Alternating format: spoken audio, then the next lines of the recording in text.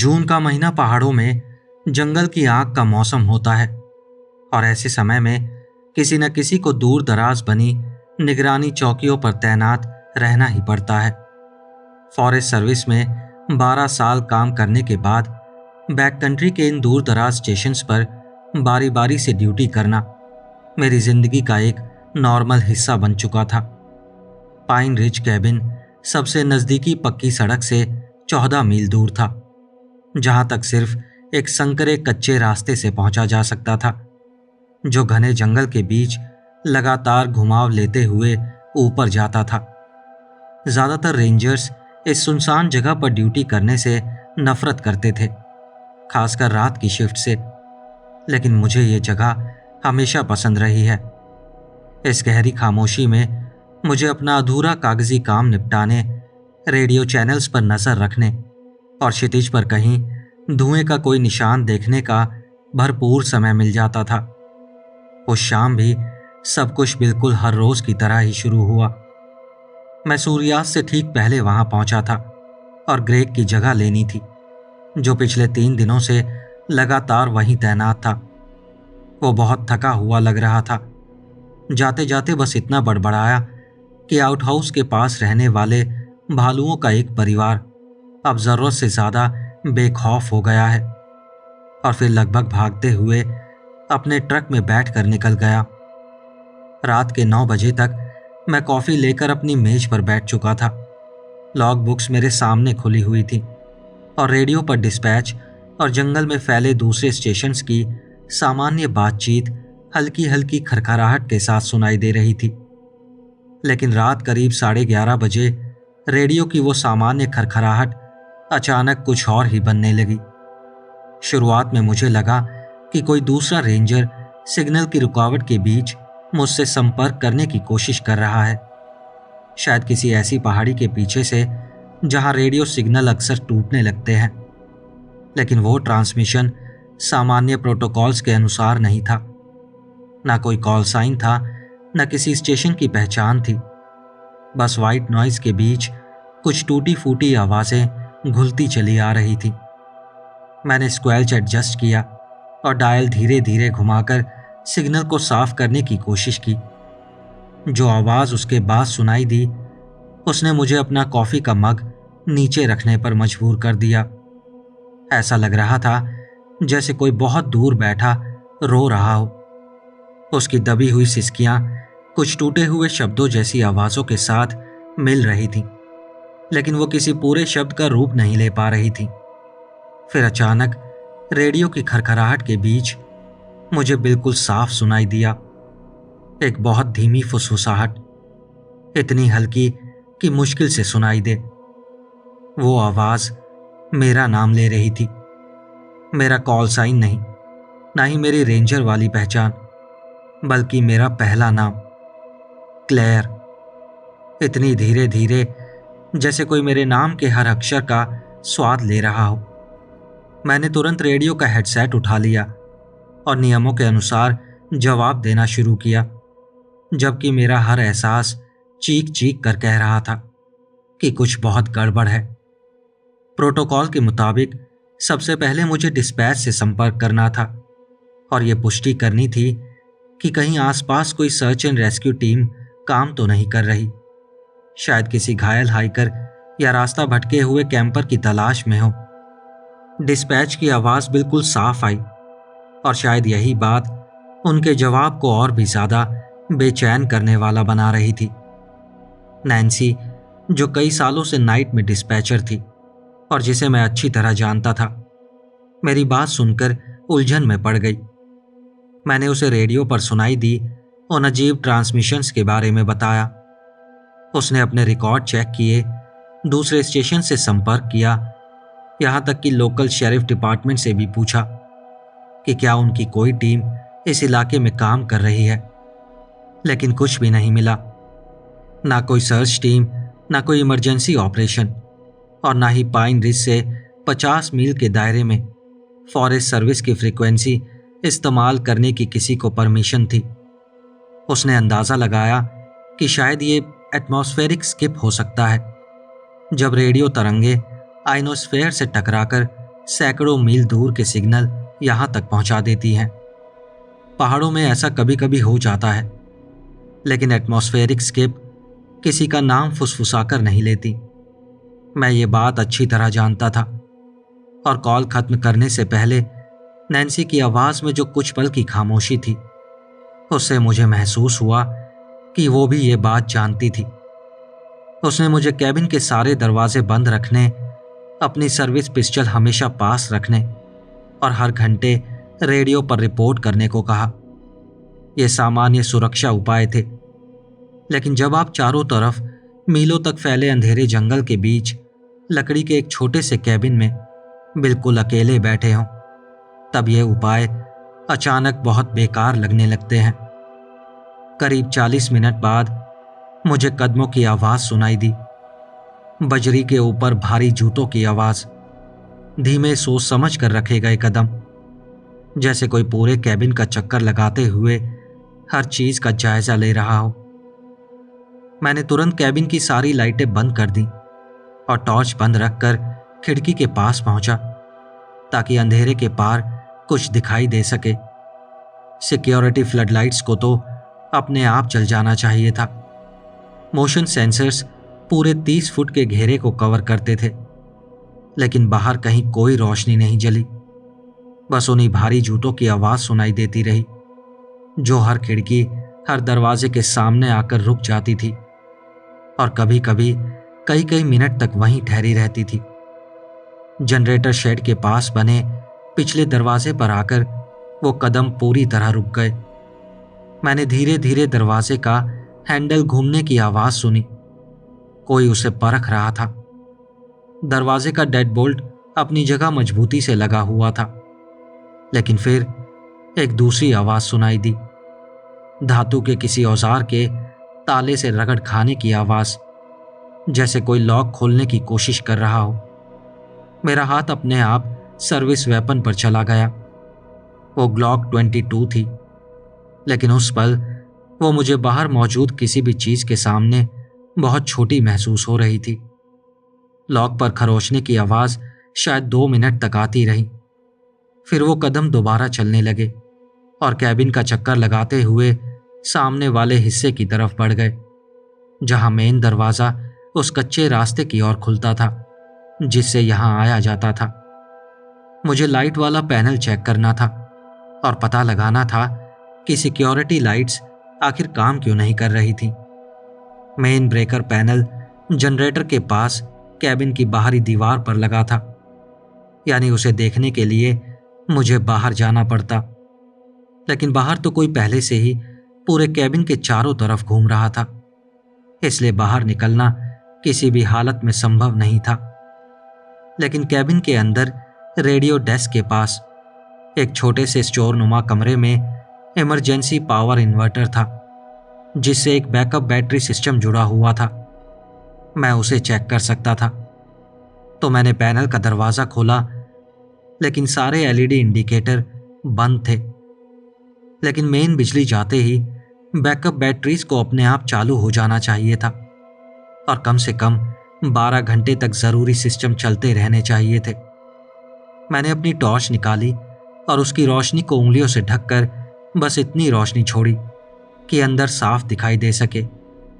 मोटी बिजली की तारें जो बैटरीज को इन्वर्टर से जोड़ती थी, बिल्कुल साफ साफ काटी गई थी। उन्हें ना तो किसी चूहे ने कुतरा था और ना ही वो पुरानी होकर टूटी थी।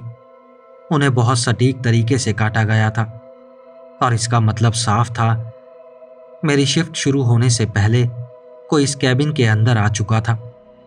शायद दिन के समय, जब ग्रेग अपनी नियमित गश्त पर बाहर गया हुआ था। वो जो भी था, उसने बैकअप पावर सिस्टम को जानबूझकर खराब किया था। उसे ठीक ठीक पता था कि कौन सी तारें काटनी है। उसे हमारे इमरजेंसी सिस्टम की इतनी जानकारी थी जितनी शायद ज्यादातर रेंजर्स को भी नहीं होती। उसी समय रेडियो फिर से खरखराया, लेकिन इस बार आवाज पहले से कहीं ज्यादा साफ थी। एक आदमी की सपाट, बिना किसी भावना वाली आवाज, जिसे सुनते ही मेरी छाती कसने लगी। वो मेरे बारे में ऐसी बातें बता रहा था जैसे किसी फाइल से जानकारी पढ़ रहा हो। उसने मेरा मिडिल नेम बताया, जो मेरे किसी भी ऑफिशियल रिकॉर्ड में दर्ज नहीं था। और फिर उसने बाहर खड़ी मेरी अपनी गाड़ी का मेक और मॉडल भी बता दिया।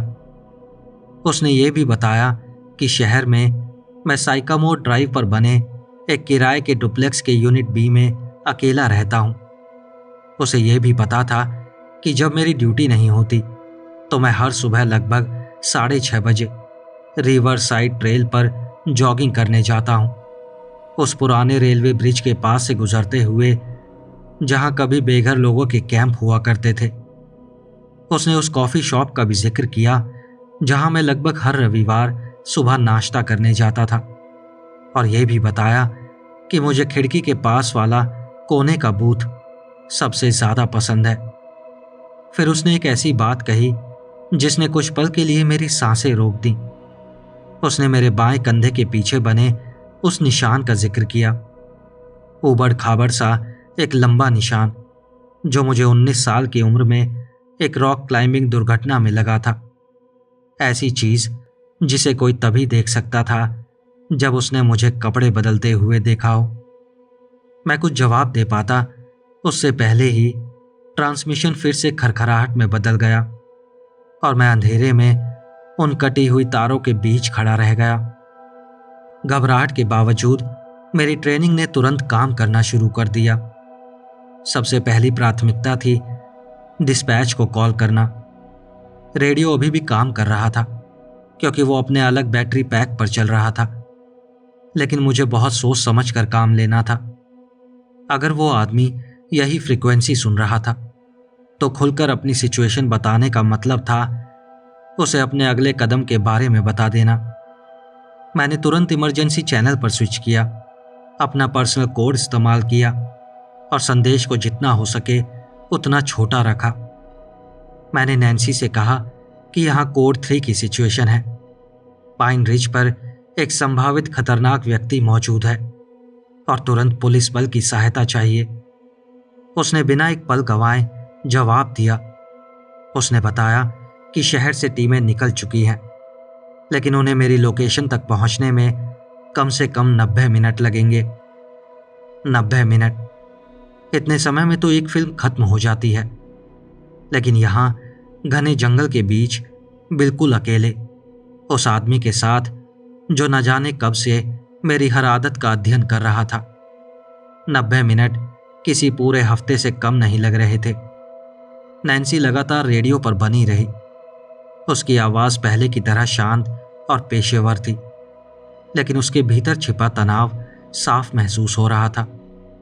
वो बार बार पूछ रही थी कि क्या मैं सुरक्षित हूँ, क्या मुझे मेडिकल हेल्प चाहिए और क्या मैं उस आदमी का हुलिया बता सकता हूँ। मैंने बस इतना कहा कि मैंने खुद को कैबिन के अंदर बंद कर लिया है, मैं हथियार बंद हूँ, लेकिन वो मुझे दिखाई नहीं दे रहा।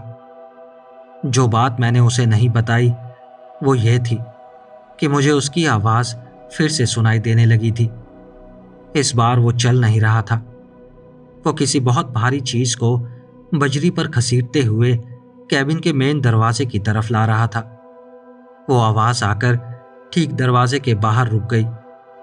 उसके तुरंत बाद मुझे किसी तरल पदार्थ के ज़मीन पर गिरने की आवाज़ सुनाई दी और फिर दरवाजे की चौखट के नीचे से पेट्रोल की तेज गंध अंदर आने लगी।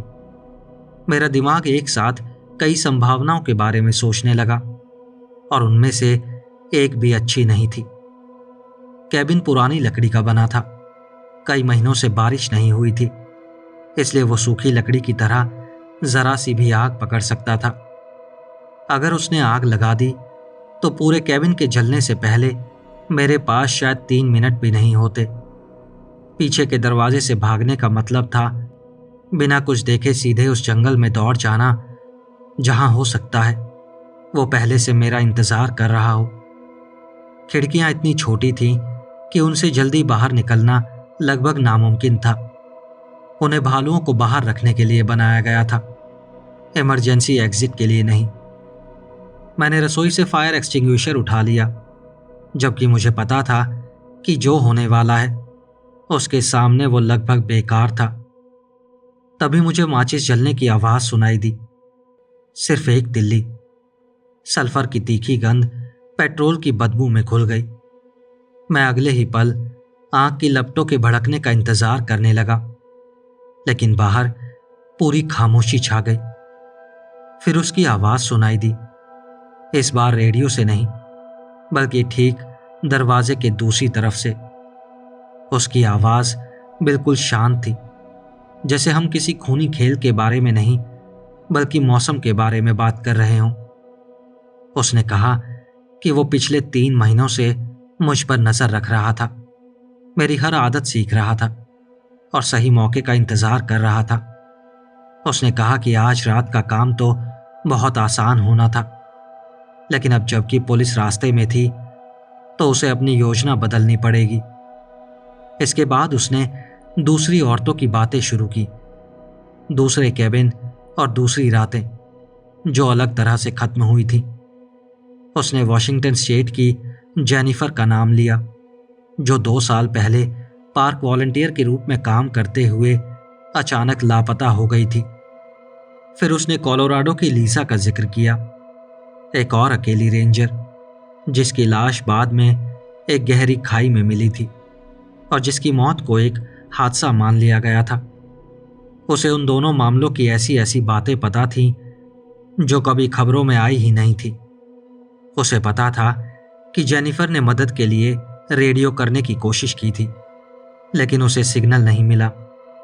उसे यह भी पता था कि लीसा 6 घंटे तक सप्लाई क्लोजेट में छिपी रही थी। फिर भी आखिरकार उसने उसे ढूंढ निकाला था। वो अपने किए गए अपराधों की पूरी सूची मेरे सामने पड़ रहा था, मानो चाहता हो कि मैं अच्छी तरह समझ लूं कि मेरे दरवाजे के बाहर आखिर खड़ा कौन है। फिर उसने एक ऐसी बात कही जिसने सब कुछ बदल दिया। उसने कहा, ग्रेग, जिसने मुझसे पहली वाली शिफ्ट की थी, वो कभी घर पहुंचा ही नहीं। उसका ट्रक एक्सेस रोड से लगभग 2 मील नीचे एक गहरी खाई में पड़ा हुआ है और ग्रेग की लाश उसकी डिग्गी में ठूस दी गई है। भालुओं वाले परिवार की कहानी, उसकी थकान, वहां से जल्दी निकलने की बेचैनी, ये सब झूठ था। असल में वही आदमी ग्रेग की यूनिफॉर्म पहनकर मेरे सामने आया था। वो कैबिन के अंदर मुझसे मुश्किल से 3 फुट की दूरी पर खड़ा था, इतना करीब कि मुझे उसकी जैकेट से आती सिगरेट की गंध तक महसूस हुई थी। उसी ने मुझे लॉग बुक थमाई थी, उसी ने मुझसे मौसम की बात की थी। उसने इतनी बेहतरीन एक्टिंग की, जबकि शायद उसी वक्त उसके कपड़ों पर ग्रेग का खून भी लगा हुआ था। उसने बताया कि दरवाजे के नीचे डाला गया पेट्रोल उसने जानबूझकर नहीं जलाया, वो सिर्फ एक परीक्षा थी। वो देखना चाहता था कि क्या मैं घबराकर पीछे के दरवाजे से भागूंगा, जहां उसने मेरे लिए एक खास इंतजाम कर रखा था। जब मैं अपनी जगह से हिला नहीं तो उसे समझ आ गया कि मैं बाकी लोगों से ज्यादा समझदार हूं, और उसके शब्दों में यही बात उस पूरे खेल को और भी दिलचस्प बना रही थी। उसने कहा कि आखिरकार शेरिफ की टीमें यहां पहुंच ही जाएंगी, उन्हें कैबिन बिल्कुल सही सलामत मिलेगा, लेकिन मैं कहीं नहीं मिलूंगा। उन्हें कहीं थोड़ा बहुत खून भी मिलेगा, जो शायद मेरा होगा, या शायद उस हिरन की लाश का जिसे वो घाटी से घसीटकर यहां लाया था। वो कई हफ्ते तक मुझे ढूंढते रहेंगे। शायद उन्हें मेरे कुछ सामान अलग अलग दिशाओं में बिखरे हुए मिले और हर चीज एक अलग कहानी सुनाए कि मैं किस दिशा में गया था। उसने कहा कि जंगल में लोगों को हमेशा के लिए गायब कर देना उसके लिए कोई नई बात नहीं थी। उसे अच्छी तरह पता था कि ऐसे इलाकों में तलाशी अभियान हजारों एकड़ तक फैल जाते हैं और खोजी कुत्ते अक्सर नालों और छोटी धाराओं को पार करते ही गंध खो बैठते हैं। लेकिन उसकी योजना का पहला कदम अभी बाकी था। उसे चाहिए था कि मैं अपनी मर्जी से इस कैबिन से बाहर निकलूं। उसने कहा, दरवाजे के बाहर डाला गया पेट्रोल बस मुझे ऐसा करने के लिए उकसाने का एक तरीका था। उसके बाद जो होने वाला था वो इससे भी ज्यादा खतरनाक था। मैंने उसे दरवाजे से दूर जाते हुए सुना। उसके कदमों की आवाज सीधे उस जगह की ओर जा रही थी जहां मेरा ट्रक खड़ा था। अगले ही पल शीशे टूटने की आवाज आई। मैं समझ गया वो मेरी ट्रक की खिड़कियां तोड़ रहा था। फिर एक बार फिर पेट्रोल छिड़कने की आवाज सुनाई दी और इस बार उसके तुरंत बाद आग की भयानक लपटें भड़क उठी। मेरे ट्रक के जलने का मतलब था अब मेरे पास भागने का कोई रास्ता नहीं बचा था। लेकिन इसका एक और मतलब भी था। इतने सूखे मौसम में लगी वो आग तेजी से फैल सकती थी। उसका धुआं मीलों दूर से दिखाई देता और आसपास मौजूद हर उपलब्ध टीम को यहीं खींच लाता। उसने एक गलती कर दी थी। मुझे मानसिक रूप से डराने की उसकी सनक उसकी असली योजना पर भारी पड़ गई थी। मैंने तुरंत नैन्सी को रेडियो पर अपनी सटीक लोकेशन बताई, उसे ट्रक में लगी आग के बारे में बताया, ग्रेग के साथ घटी घटना की जानकारी दी और उन दूसरी महिलाओं के बारे में उसके कबूलनामे का जिक्र भी किया। नैन्सी उसी समय मेरी बात स्टेट पुलिस, FBI और उन सभी एजेंसीज तक पहुंचा रही थी जो लोकल शेरिफ से पहले वहां पहुंच सकती थी। खिड़की से बाहर देखते हुए मैंने अपने ट्रक को आग के एक विशाल मशाल में बदलते देखा। लपटें इतनी ऊंची उठ रही थीं कि चीड़ के पेड़ों की ऊपरी शाखाओं को छूने लगी थी। उसी रोशनी में मैंने पहली बार उसे साफ देखा। वो आग की लपटों के सामने खड़ा था और उसकी परछाई साफ दिखाई दे रही थी। उसकी लंबाई लगभग 6 फुट 2 इंच रही होगी। उसका शरीर देखकर लगता था कि उसने इन पहाड़ों में बहुत समय बिताया है। उसके कंधे पर एक राइफल टंगी हुई थी, वैसी राइफल जिसका इस्तेमाल एल्क का शिकार करने वाले शिकारी करते हैं।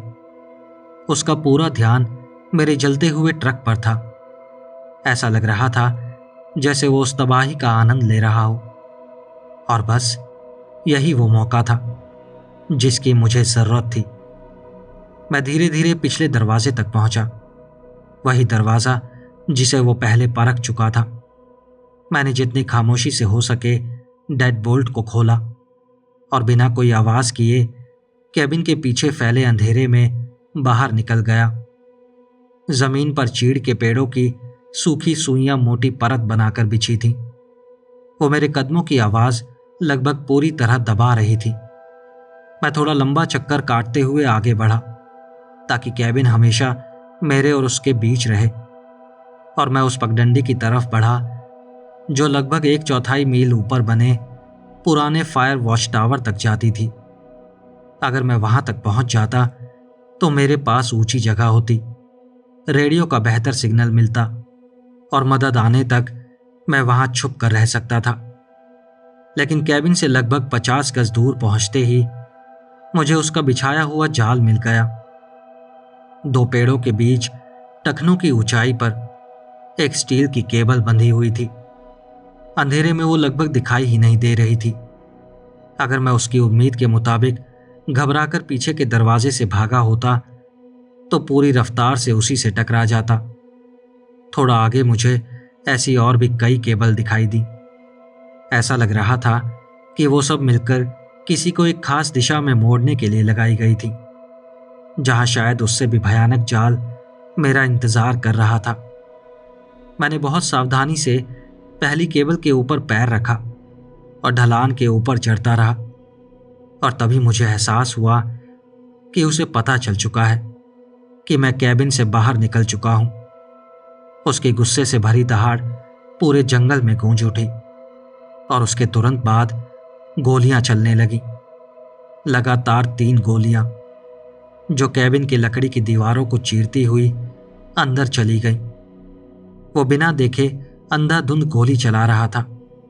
उसकी पूरी योजना खराब हो चुकी थी और वो बुरी तरह बौखला गया था। तभी दूर कहीं हेलीकॉप्टर के रोटर की आवाज सुनाई दी और वो अचानक रुक गया। नैन्सी ने बताया था कि जब मेरी कॉल आई उसी समय स्टेट पुलिस का हेलीकॉप्टर किसी दूसरे मामले में पहले से हवा में था। उन्होंने तुरंत अपना रास्ता बदलकर मेरी ओर रुख कर लिया था। करीब 30 सेकंड बाद हेलीकॉप्टर की सर्च लाइट पूरे खुले इलाके पर आ गिरी और एक ही पल में सब कुछ रोशनी में नहा गया।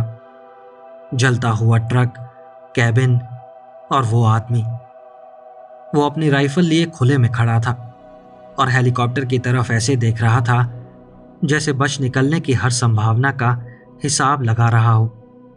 फिर वो जंगल की तरफ नहीं भागा, जहां शायद कई दिनों तक पुलिस को चकमा दे सकता था।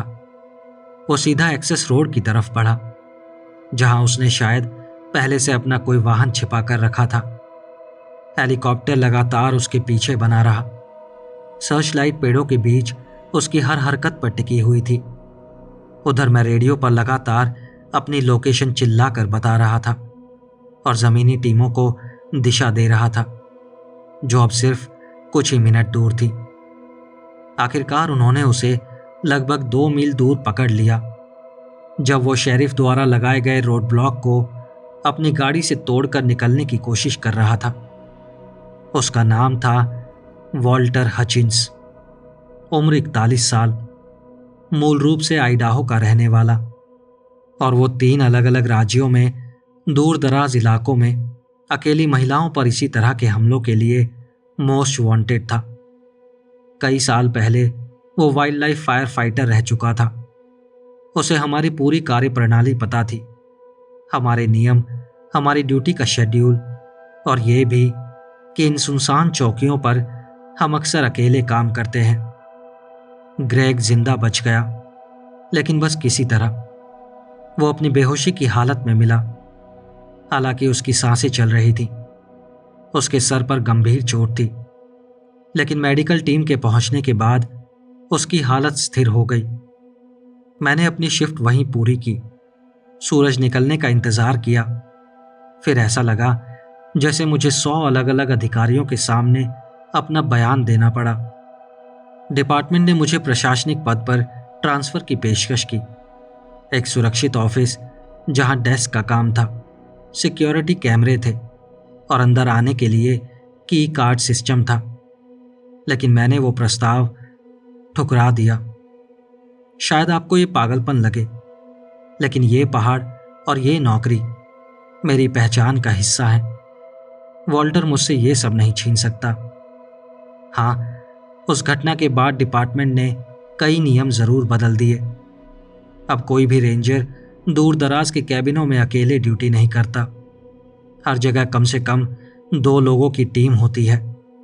पैनिक बटन लगाए गए हैं जो सीधे कानून व्यवस्था बल को जीपीएस लोकेशन भेज देते हैं, और इंफ्रारेड कैमरे लगाए गए हैं जिन्हें बाहर से बंद नहीं किया जा सकता। लेकिन आज भी जब मैं अपने नए साथी के साथ फिर से पाइन रिज कैबिन में ड्यूटी पर होता हूं और लंबी शांत रातों में वो अलग कमरे में सो रहा होता है, तब भी मुझे कभी कभी एक एहसास होता है। ना रेडियो पर कोई आवाज़, न बाहर किसी के कदमों की आहट। बस ऐसा लगता है जैसे कोई कहीं से मुझे देख रहा हो, इंतज़ार कर रहा हो और मेरी हर आदत को सीख रहा हो। क्योंकि वॉल्टर अकेला नहीं था। पूछताछ के दौरान उसने अपने जैसे और लोगों का भी जिक्र किया था। ऐसे लोग जिन्होंने ये समझ लिया था कि दूर दराज चौकियों पर तैनात रेंजर्स सबसे आसान शिकार होते हैं। हमने एक शिकारी को पकड़ लिया, लेकिन पूरे देश में आज भी ऐसे हजारों सुनसान कैबिन मौजूद हैं, और उन कैबिनों में आज भी हजारों लोग अकेले काम करते हैं। ऐसी जगहों पर जहां चीखने पर भी कोई मदद के लिए नहीं आता। फर्क बस इतना है कि अब हमें पता है कोई हमारा शिकार कर रहा है, और इस बार हम उसके लिए पूरी तरह तैयार हैं।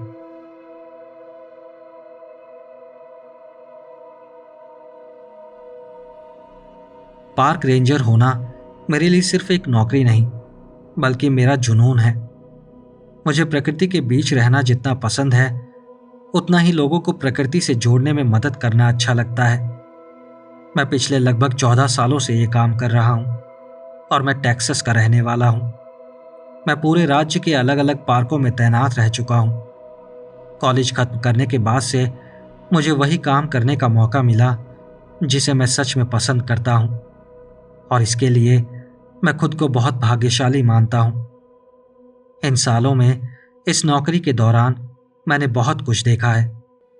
कुछ चीजें अजीब थीं, कुछ डरावनी थीं, और कई ऐसी भी थीं जिन्हें मैं बहुत खूबसूरत कहूंगा। मैं हमेशा से अलौकिक और रहस्यमय चीजों पर विश्वास करता आया हूं। मैं कभी ज्यादा संदेह करने वालों में से नहीं रहा। अगर आपका बचपन मेरी तरह बीता हो तो शायद ऐसा होना मुश्किल भी है। जब मैं छोटा था, मेरी माँ अक्सर कहा करती थी कि वो मुझे अपनी दादी से बातें करते हुए देखती थी, जबकि मेरी दादी की मृत्यु मेरे जन्म से 3 साल पहले ही हो चुकी थी।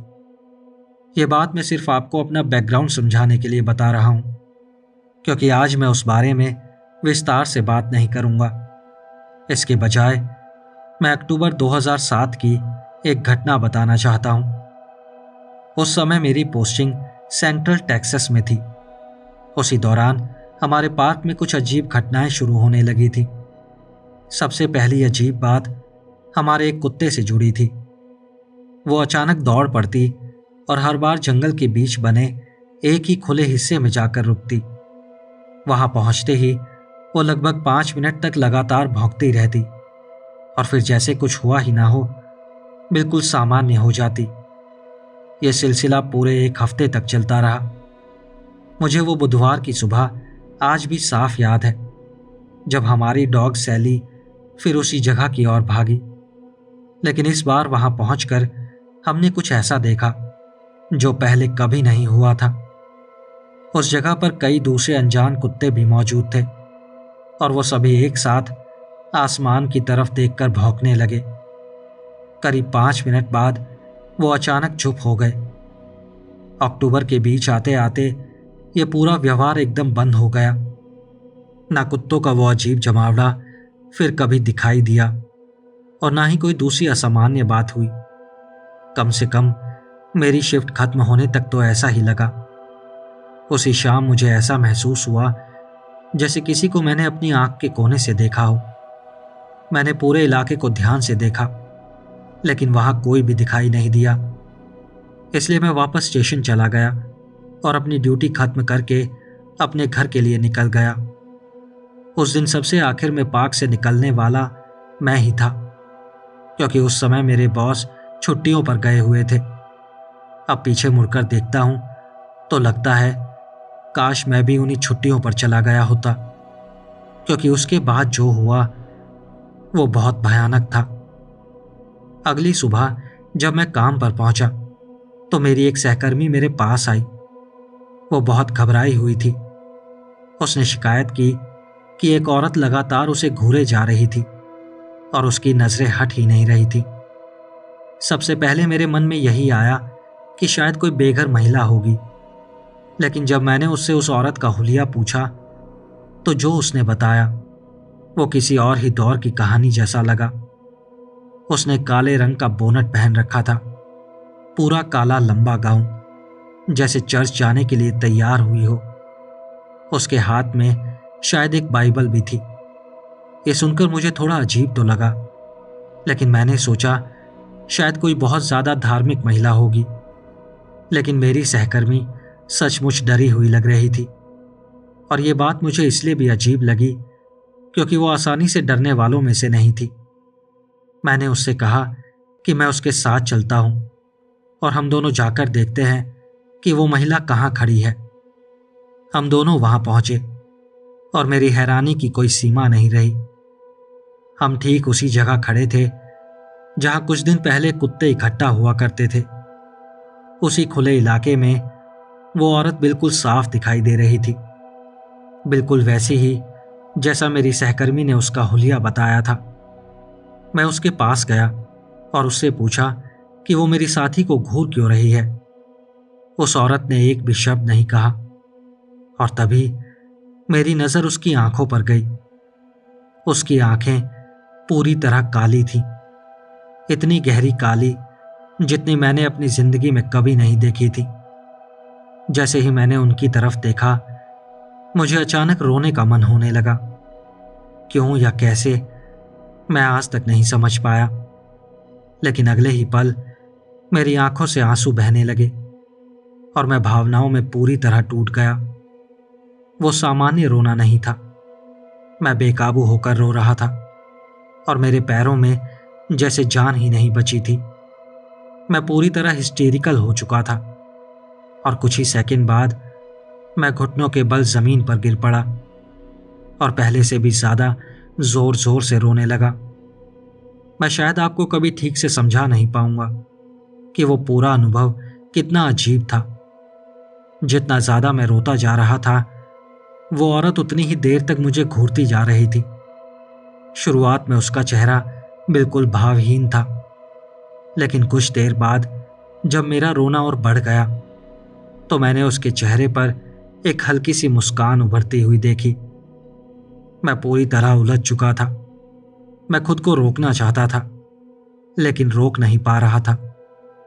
कुछ देर बाद मैंने देखा कि वही कुत्ते जिन्हें हमने पहले भी वहां देखा था, फिर से हमारे चारों ओर इकट्ठा होने लगे। वो धीरे धीरे गुर्रा रहे थे। मैं लगातार रो रहा था और मेरी सहकर्मी पूरी ताकत से चीख रही थी। उस पल जो एहसास मुझे हो रहा था, उसे शब्दों में बयान करना लगभग नामुमकिन है। मेरे दिमाग में क्या चल रहा था, मैं खुद भी नहीं समझ पा रहा था।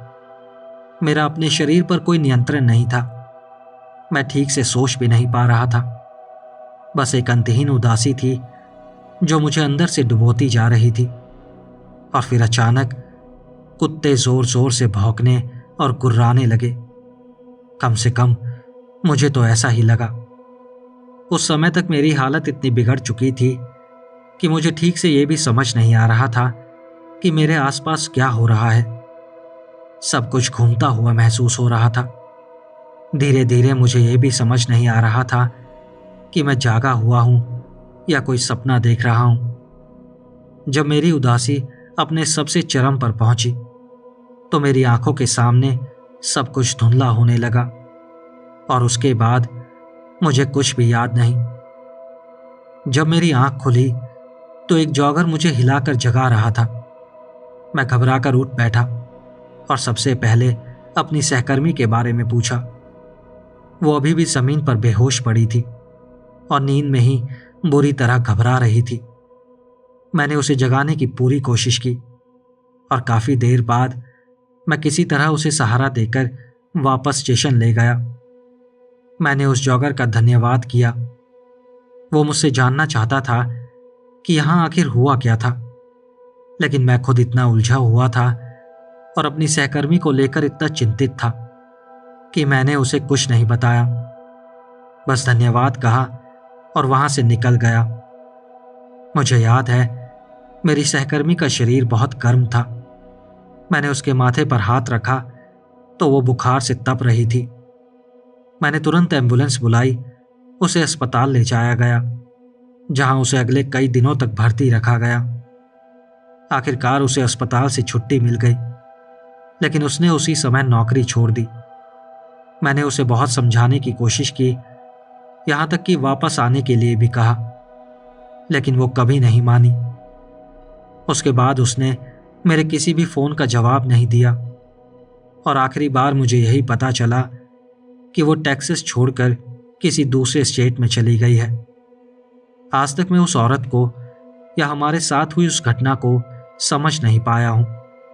हाँ, मैं इतना जरूर कह सकता हूं कि उस इलाके में कई बार लोगों को बेहोश हालत में पाया गया है, या फिर वो अपने आप से ही बड़बड़ाते हुए मिलते हैं। मुझे लगता है उस जगह पर किसी तरह का श्राप है, क्योंकि सच कहूं तो मेरे पास यही एकमात्र वजह बनती है। मुझे पता है ये बात शायद ज्यादा समझदारी वाली नहीं लगती, लेकिन आजकल सच में कौन सी बात पूरी तरह समझ आती है। क्या वो औरत कोई भूत थी, या कोई दुष्ट आत्मा थी, या फिर उसके पीछे कोई बिल्कुल सामान्य और तार्किक वजह थी? अब मुझे किसी बात का यकीन नहीं रहा। यहां तक कि उन कुत्तों के अजीब व्यवहार की भी मैं कोई वजह नहीं समझ पाया। मैं आज भी पार्क सर्विस में काम करता हूं, लेकिन एक बात मैंने हमेशा के लिए तय कर ली है, मैं उस पार्क में दोबारा कभी ड्यूटी नहीं करूंगा। क्योंकि उस जगह में कुछ ऐसा जरूर है जो बिल्कुल भी ठीक नहीं है।